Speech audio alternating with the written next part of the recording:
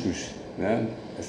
Como eu falei há pouco, essa conscientização que a gente está trazendo, ela certamente vai ser impactante nas decisões dos notários e registradores em contratarem, sim, um seguro de cyber risks, né? De risco cibernético.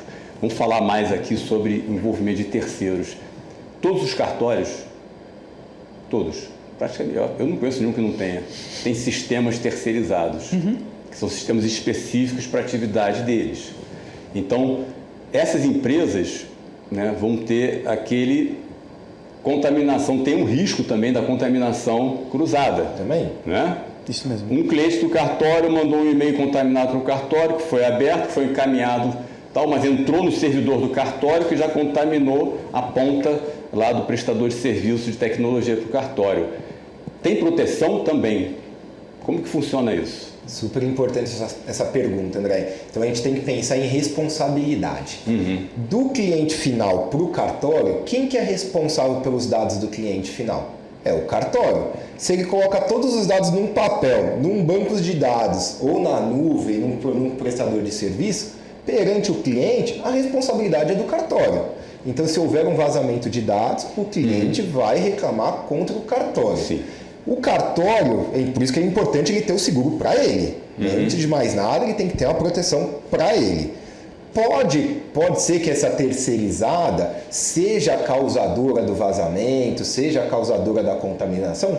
Com certeza. E aí é legal o próprio cartório exigir que esse terceiro também tenha uma apólice de seguro. Perfeito. É uma malha, uma rede de proteção, né, com interesse comum, que é exatamente a operação está protegida, e o financeiro, tanto do tabelião responsável pelo cartório, dos envolvidos na operação do cartório, e esse envolvido terceirizado também. E é muito comum ter terceirizados dentro do cartório, inclusive, né? Então, toda essa malha está protegida desde que todas as pontas estejam conscientes e contratando um seguro de risco cibernético, correto? Correto. E aí, falando de terceirização, hoje com a digitalização dos cartórios, o cartório contrata um serviço de um sistema para fazer todo o gerenciamento para ele. Sim. E aí, o que muitos ficam confiantes é que esse sistema faz um backup para ele. Não preciso fazer backup, tá tudo no sistema, estou terceirizando, mas espera aí. Legalmente, pela LGPD, fala que a responsabilidade é da empresa de manter as informações seguras. Só que a responsabilidade dela em escolher um determinado sistema para fazer esse gerenciamento, a escolha foi dela, não foi do cliente. Se esse terceiro sofrer um ataque cibernético e comprometer essas informações, foi o terceiro que sofreu o ataque cibernético.